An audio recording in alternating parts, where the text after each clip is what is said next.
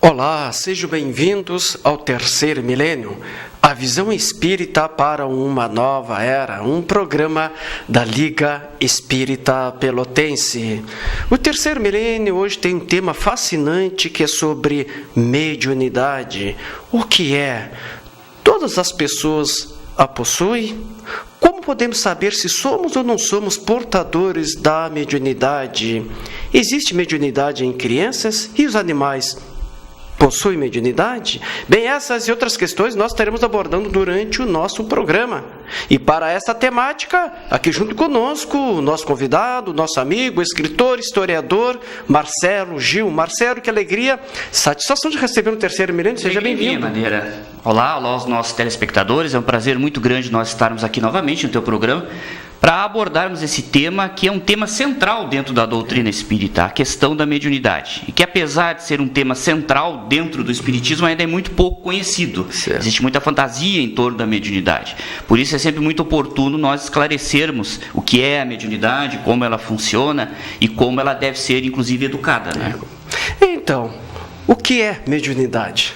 Bem, Madeira, a mediunidade é uma capacidade humana e natural. Então não há nada de sobrenatural em torno da mediunidade, como muita gente normalmente imagina. Eu já tenho dito muitas vezes, inclusive aqui no teu programa, que a doutrina espírita não admite a existência do sobrenatural, porque o sobrenatural estaria fora da natureza, estaria acima da natureza. E tudo que existe no universo está contido dentro da natureza, inclusive a questão da mediunidade. Então se trata de uma faculdade humana e natural que nos possibilita mantermos contato com o plano espiritual, com o mundo espiritual que nos cerca. A capacidade que temos de perceber o mundo espiritual que nos cerca e de servirmos de intermediários entre o plano espiritual e o plano físico, ou seja, entre o mundo daqueles que estão desencarnados e o mundo daqueles que estão encarnados. Portanto, uma faculdade absolutamente natural, que antigamente era muito pouco conhecida, menos conhecida do que é hoje, e justamente por isso havia uma série de mitos relacionados à mediunidade. Allan Kardec foi a primeira pessoa a fazer um estudo minucioso a respeito da mediunidade, a analisar os seus efeitos, compreender os seus mecanismos, que esse estudo está contido no livro dos médiuns, né? A partir de então, inúmeras pesquisas têm sido feitas a respeito da mediunidade, não apenas dentro do campo do espiritismo, mas também dentro do campo da ciência, da medicina, particularmente da neurologia, da psiquiatria e também da psicologia. Portanto, existem vários centros de pesquisa no mundo hoje estudando cientificamente a mediunidade, porque não há dúvidas de que a mediunidade de fato existe. Não é uma invenção do espiritismo, como muita gente imagina. Tanto é que nós temos cientistas de renome internacional, inclusive alguns ganhadores do Nobel, que se dedicaram a estudar a mediunidade como uma faculdade humana, natural e real. Ela existe independente das pessoas acreditarem ou não, independente das pessoas aceitarem ou não. Não há uma criação do espiritismo. Não há uma criação do espiritismo. Tanto é verdade que não há uma criação do espiritismo que inúmeros cientistas se dedicaram no passado e se dedicam hoje a estudar a mediunidade dentro de universidades, dentro de instituições de ensino. Nós poderíamos citar inúmeros exemplos, claro, mas eu fico sempre com o exemplo mais clássico de todos. O Dr. Charles Richet, Prêmio Nobel de Medicina, por ter descoberto o mecanismo do choque anafilático. Era professor da Universidade de Sorbonne, na França, ganhou o Prêmio Nobel de Medicina em 1913. Ele se dedicou durante mais de 20 anos ao estudo científico da mediunidade. Então não pairam dúvidas de que a mediunidade de fato existe como uma faculdade humana e absolutamente natural, que precisa, evidentemente, ser conhecida pelas pessoas, a fim de que as pessoas possam compreendê-la e acabar com esse misticismo que ainda nos dias de hoje existe em torno dessa questão. E todas as pessoas possuem mediunidade? De modo geral, todos nós possuímos, sim, a mediunidade. Isso por uma questão muito simples. Nós somos espíritos reencarnados, ou seja, nós não perdemos a nossa natureza espiritual pelo fato de estarmos encarnados. Nós não somos seres biológicos que ocasionalmente têm experiências espirituais. Nós somos seres espirituais, experimentando neste momento, vivenciando neste momento uma experiência biológica, uma experiência física. A nossa natureza é espiritual. Somos espíritos reencarnados. Existem espíritos reencarnados, como nós, e existem espíritos desencarnados, aqueles que estão no mundo espiritual, o mundo de origem, o mundo primitivo, como nos ensina a doutrina espírita. Sendo assim, é natural que nós nos mantenhamos em contato, através da nossa mente, com aqueles que estão no plano espiritual. Porque a nossa mente, ao mesmo tempo em que cria ondas mentais e projeta essas ondas mentais, ela é capaz também de sintonizar com ondas mentais produzidas por outros seres, estejam eles encarnados ou desencarnados. Então, de modo geral, todos nós possuímos a mediunidade. No entanto, em alguns indivíduos, existe o que nós chamamos de mediunidade ostensiva, ou seja, indivíduos que apresentam, num grau mais aprofundado, sintomas de terem uma mediunidade mais aflorada, uma capacidade de perceber as vibrações do plano espiritual de modo bastante mais acentuado.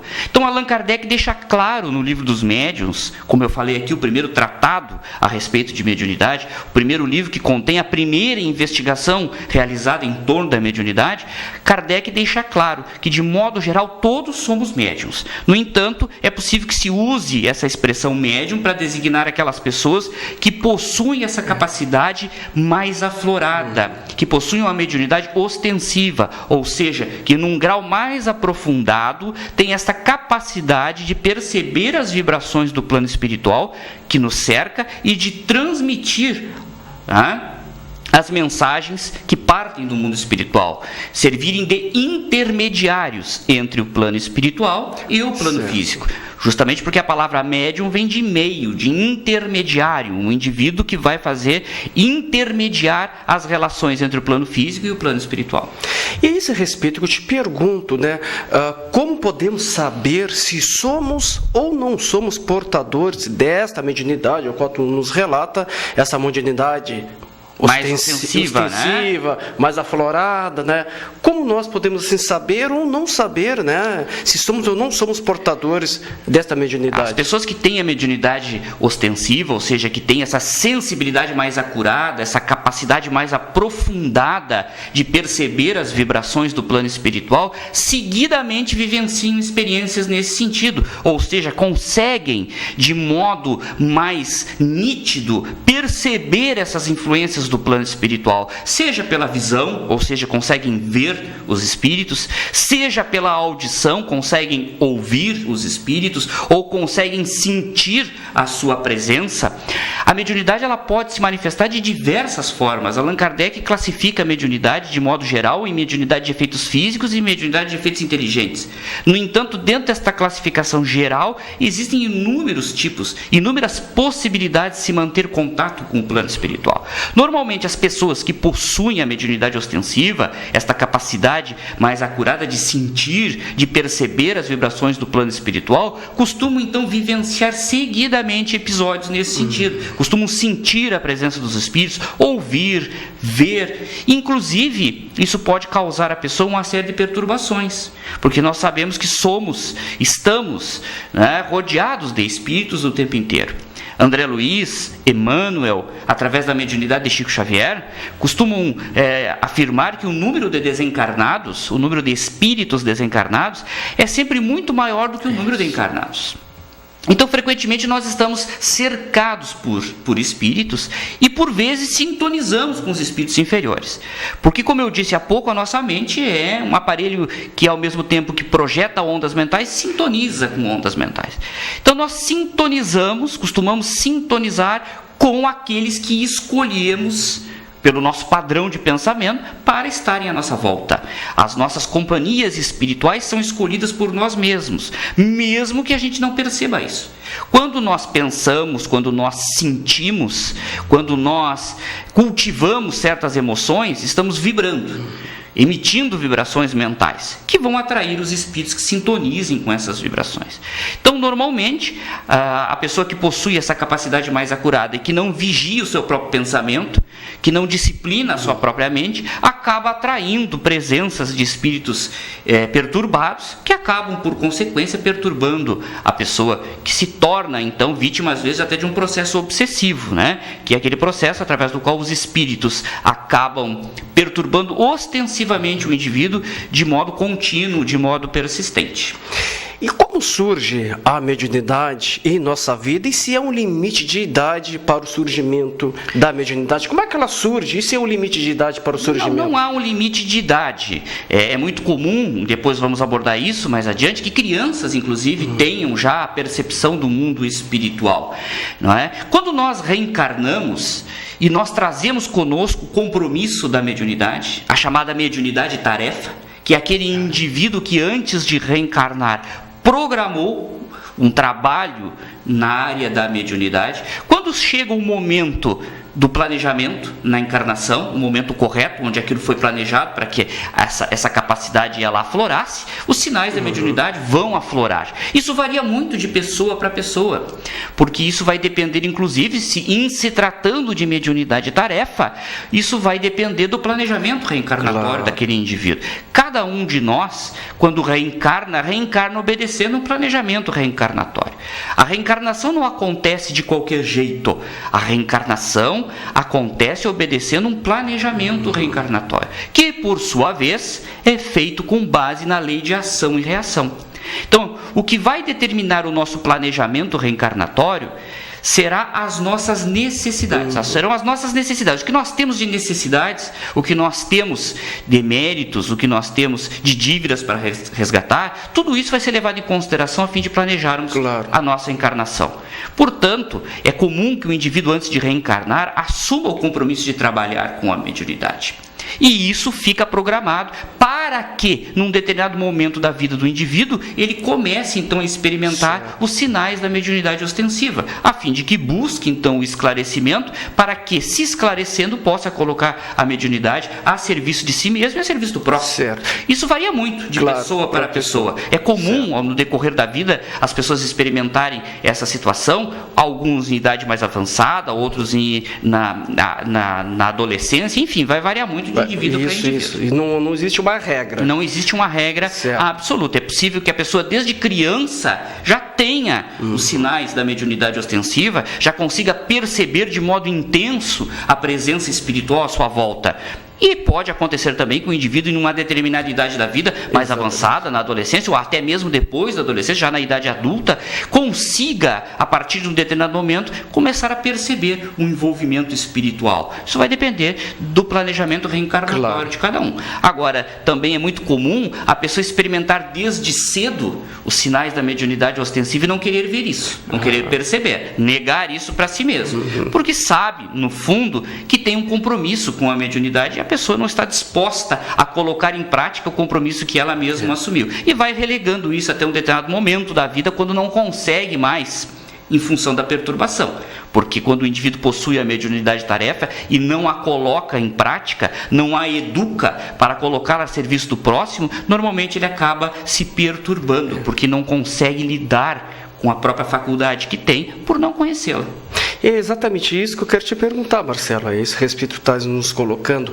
A pessoa que é portadora da mediunidade, tem aquela mediunidade ostensiva, aquela mediunidade aflorada, ela é obrigada a exercer a mediunidade? Obrigada não, porque a doutrina espírita é uma doutrina que se baseia na ideia de livre-arbítrio. O indivíduo possui o livre-arbítrio, inclusive diante das provas que ele mesmo programou antes de reencarnar, inclusive também diante dos próprios compromissos que ele assumiu antes de reencarnar. Então a pessoa nunca é obrigada a desenvolver a mediunidade, como se costuma dizer, o termo correto seria educar a mediunidade. Durante muito tempo se falou muito em desenvolver a mediunidade. Ainda se fala hoje em desenvolver a mediunidade, mas o correto seria nós falarmos em educar a mediunidade. A mediunidade precisa de fato ser educada. O indivíduo não é obrigado a isso. No entanto, ele tem de estar consciente que em muitas ocasiões nós reencarnamos com este compromisso, um compromisso que nós assumimos de livre e espontânea vontade antes de reencarnarmos. Mas somos senhores da nossa própria vontade e podemos inclusive recuar diante do compromisso que nós assumimos. Agora é claro que quando isso acontece, haverá consequências. O universo é regulado por leis justas e soberanas. Não há castigo. A doutrina espírita não adota em hipótese alguma a ideia do castigo. No entanto, o universo é regulado por leis sábias e soberanas. Na medida em que nós recuamos diante de um compromisso que nós mesmos assumimos, haverá consequências em relação a isso. Não se trata de castigo, mas de uma consequência imediata, em razão do exercício do nosso livre-arbítrio. Se fizermos assim, recuando diante do compromisso que assumimos, estaremos automaticamente adquirindo mais dívidas para o futuro, na medida em que fugimos da tarefa que nos comprometemos em abraçar. Isso vai depender do livre-arbítrio de cada um. A doutrina espírita não obriga ninguém e não ensina que as pessoas são obrigadas a desenvolver, a educar a mediunidade. No entanto, o espiritismo nos alerta que quando o indivíduo possui a mediunidade-tarefa, e no fundo ele sabe que possui a mediunidade-tarefa, porque quem possui a mediunidade-tarefa e toma contato com a doutrina espírita, acaba se convencendo intimamente do fato. Acaba se convencendo. Então o indivíduo sabe, no fundo de si mesmo, que ele tem aquele compromisso. Mas ele é livre para colocar em prática o compromisso que assumiu ou para recuar diante do compromisso. No entanto, o Espiritismo nos alerta que seremos sempre responsáveis pelas nossas ações. Somos livres para recuar, mas isso não nos liberta de experimentarmos as consequências para o futuro. Porque quem falta com a palavra, automaticamente tem de experimentar consequências em relação ao seu próprio ato. Não se trata, portanto, de castigo. A mediunidade pode ser utilizada como meio de vida, como profissão? Em hipótese alguma. A doutrina espírita não admite que, em hipótese alguma, o indivíduo utilize a mediunidade como meio de vida e como profissão. Nós sabemos que existem inúmeras pessoas que vivem em razão da mediunidade, que ganham a vida em razão da mediunidade e que, inclusive, utilizam de forma ilícita o nome da doutrina espírita. O Espiritismo, ao longo do tempo, desde que chegou ao Brasil, por volta de 1865, 1860, a doutrina espírita já estava presente no Brasil, no Rio de Janeiro, em Salvador, nos grandes centros, inclusive em Pelotas também, pouco tempo depois. A doutrina espírita, em hipótese alguma, em todos os lugares em que está presente, admite a possibilidade de que o indivíduo utilize a mediunidade como forma de vida. No entanto, o Espiritismo ganhou legitimidade. A doutrina espírita tornou-se respeitada, não só no Brasil, como em muitos outros lugares do mundo. Portanto, muitas pessoas que querem utilizar a mediunidade como forma de vida, utilizam o nome da doutrina espírita como forma de, com isso, se credenciarem diante da população. Então é muito comum que em determinados lugares até se pinte, né, o nome do espiritismo sobre a porta, na parede. Então é o centro espírita disso, centro espírita daquilo, centro espírita daquele outro. Todos eles lugares onde se utiliza a mediunidade como forma de ganho de vida, como forma de ganhar dinheiro, inclusive explorando a credulidade das pessoas e utilizando o nome da doutrina espírita de forma incorreta para atrair as pessoas em razão do respeito que o espiritismo acabou ganhando, estabelecendo na sociedade brasileira. Mas a doutrina espírita, ao não aceitar que se utilize a mediunidade como forma de vida, é muito clara nesse sentido, por dois motivos. Primeiro, porque o Espiritismo se baseia nos ensinamentos do Evangelho. A doutrina espírita aceita os ensinamentos do Evangelho, os ensinamentos de Jesus, os ensinamentos de natureza moral de Jesus, como sendo os mais perfeitos e avançados conhecimentos de natureza moral que a humanidade já recebeu. Portanto, nós, no Espiritismo, nos baseamos no Evangelho, inclusive para o exercício da mediunidade. E está bem claro no Evangelho que se deve dar de graça o que de graça recebemos. E a mediunidade não é uma profissão, a mediunidade não é uma formação que nós adquirimos através do estudo acadêmico. O médico pode cobrar pelas consultas que ele presta à população, porque ele adquiriu aquela profissão profissão através do seu estudo. Ele cursou uma universidade, ele se esforçou e logrou atingir seu objetivo e se diplomou como médico. Portanto, pode cobrar. Os outros profissionais e nas demais diversas áreas também. No entanto, a mediunidade é uma faculdade humana e natural que nós possuímos. Nós não a adquirimos através do estudo, nós podemos educá-la através do estudo. Sendo assim, não é lícito, não é ético que se cobre pelo exercício da mediunidade. Nós nos baseamos, repito, no ensinamento de Jesus de que se deve dar de graça o que de graça recebemos. E além disso, Madeira, um outro fato muito importante que é preciso esclarecer é que o médium é o intermediário. O médium não produz o fenômeno, ele é o intermediário do fenômeno, ele é o intermediário para que os espíritos, através dele, se manifestem. Ora, se ele não produz o fenômeno, não é lícito que ele cobre pelo que está acontecendo, porque ele é mero meio. É o que o médium é. Daí vem a palavra médium, meio, intermediário, para que o fenômeno mediúnico aconteça. Portanto, ele não está produzindo o fenômeno. Quem produz o fenômeno são os espíritos, através dele. Portanto, novamente, não é ético que ele cobre. Quando nós consultamos um médico, um psicólogo, um engenheiro para a execução de um projeto arquitetônico, esse profissional vai ser o responsável direto por aquilo que nós queremos. Seja na consulta, seja no projeto, nós vamos pagar e vamos obter o serviço que ele vai produzir. No caso do médium, não. Ele é apenas o intermediário, são os espíritos que produzem o fenômeno. Portanto, não é ético, também por esse motivo, que o médium cobre e que faça da mediunidade um meio de vida. Em hipótese alguma, a doutrina espírita aceita isso. E aí é preciso tomar cuidado. Porque, como eu disse no início, em razão da doutrina espírita ter ganho legitimidade na sociedade, muitas pessoas e muitos lugares utilizam de forma ilícita o nome do espiritismo para atrair as pessoas, quando que, na verdade, nesses lugares não há espiritismo. Há o exercício da mediunidade com o único propósito de ganhar dinheiro e iludir as pessoas. Esta não é a proposta do Espiritismo. A proposta do Espiritismo em relação à mediunidade é, repito, baseada no Evangelho. Dar de graça o que de graça recebemos. E as crianças possuem mediunidade? É muito comum que as crianças possuam mediunidade. Agora é necessário que se compreenda o seguinte: numa determinada fase do desenvolvimento da criança, o espírito que está reencarnado ali ainda não está plenamente ligado ao corpo físico. A doutrina espírita, por exemplo, através da obra de André Luiz, nos explica em detalhes como esse processo funciona.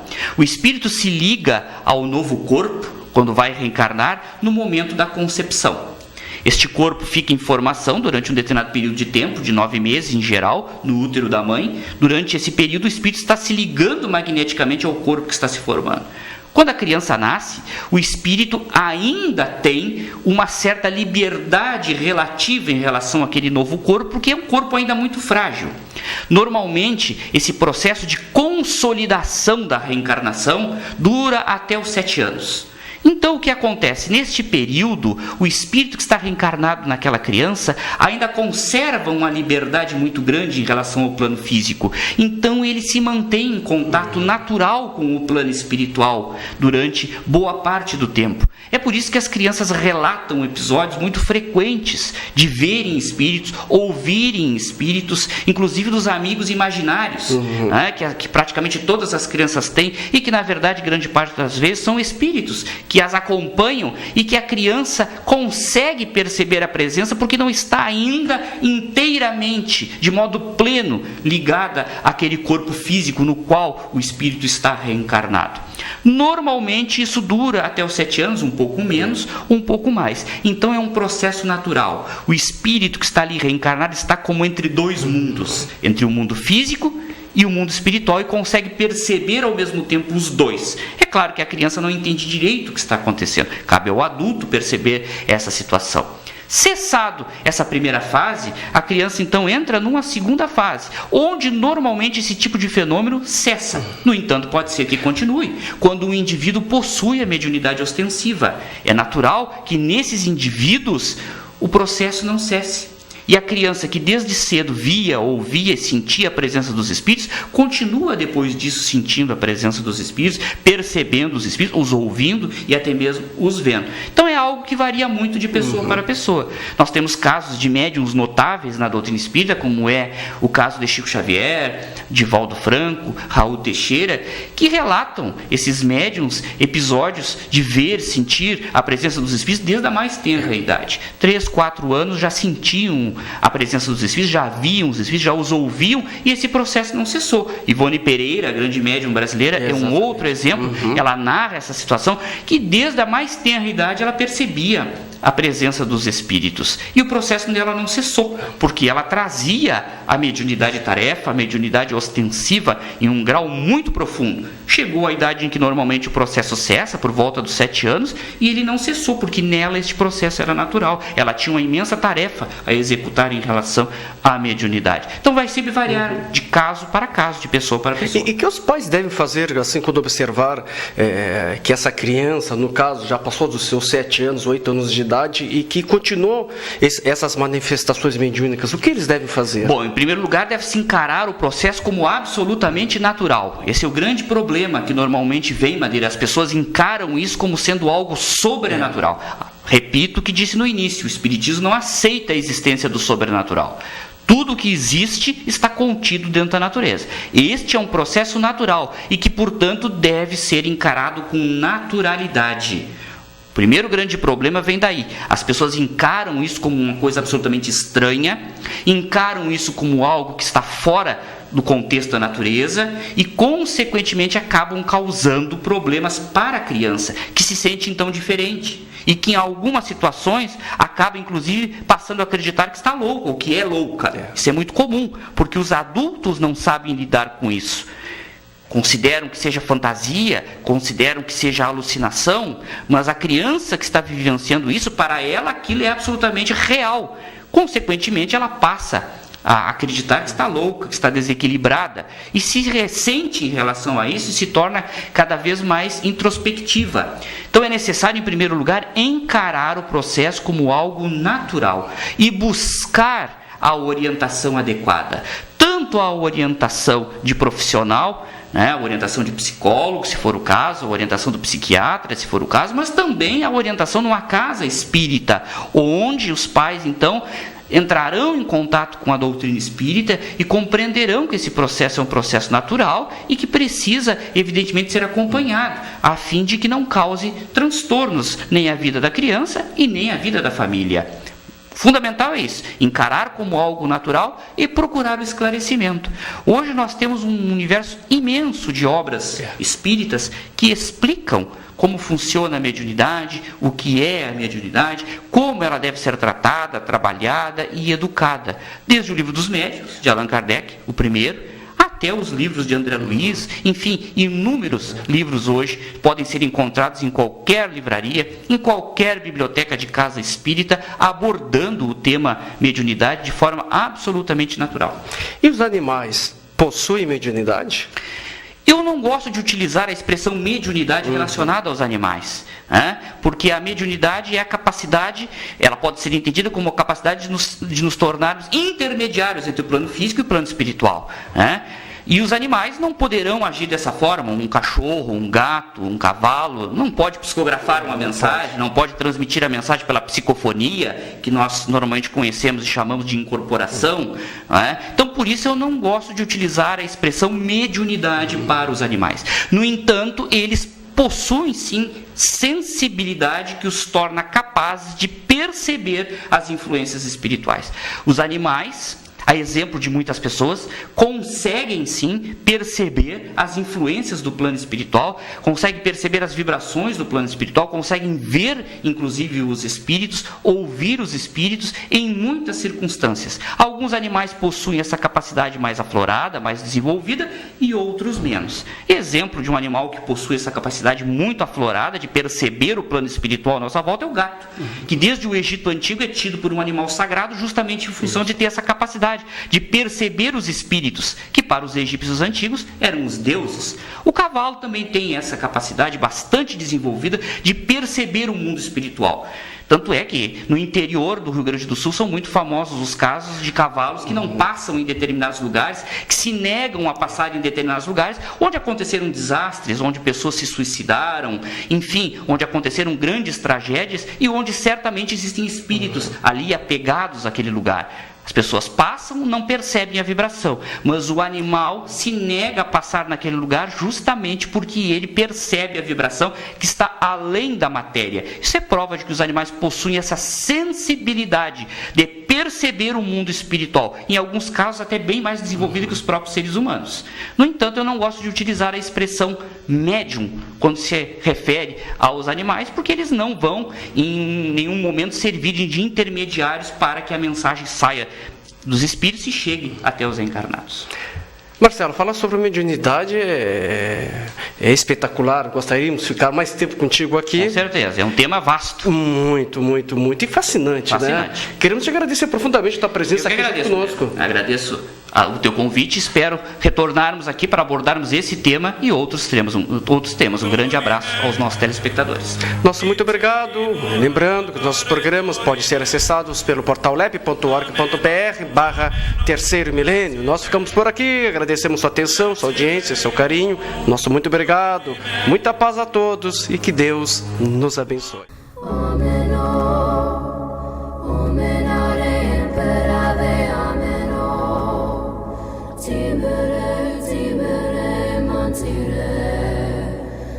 Tire